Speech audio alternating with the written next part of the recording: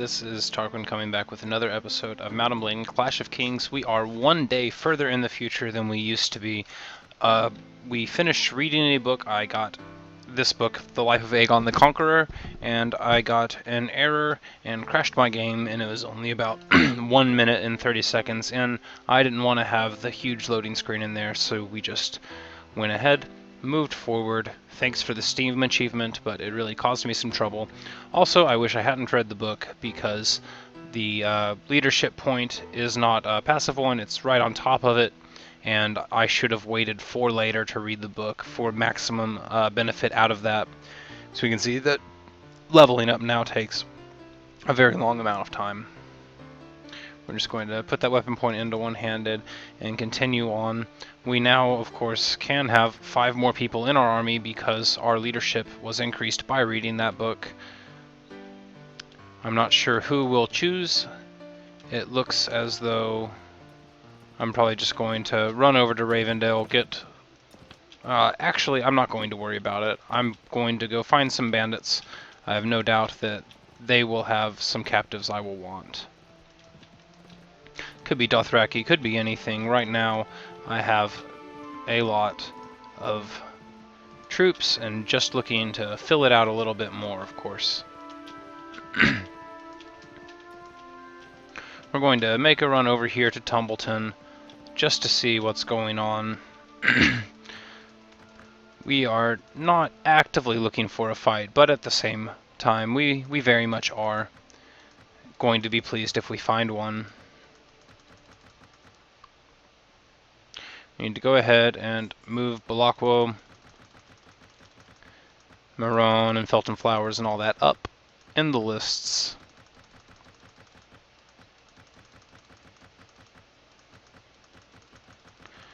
And maybe, I think this is what I should do. I'm going to take that plate from Jasper Rivers and I'm going to put it on Finna because she is always out in the front.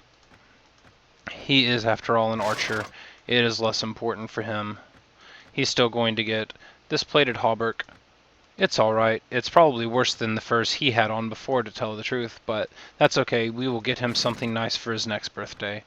And we see that his mittens there, you know, he's still in very nice armor. The strong warbow with the 5 power draw.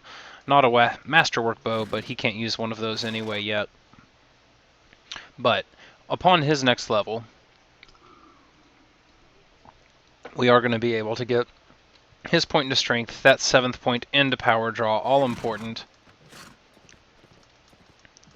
And he's really going to be able to do a ton of damage with the bow once we find the right piece for him.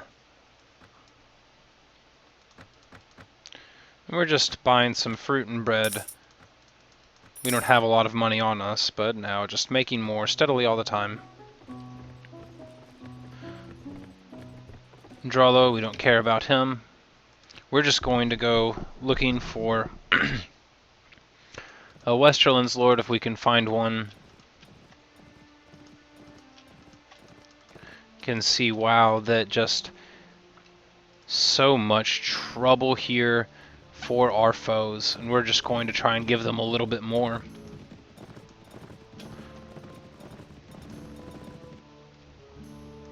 These raiders, okay, Loris Tyrell jumped into battle with us. Apparently he only has 40 people on his side.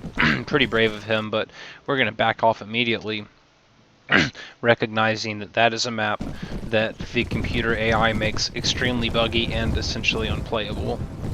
Getting all of them stuck in the trees. But we are going to ride across here, see what goes on.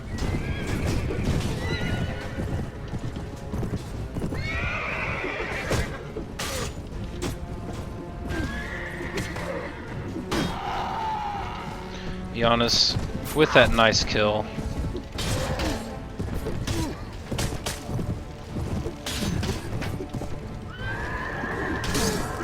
And we're just trying to keep on fighting, getting more skills, getting more levels up.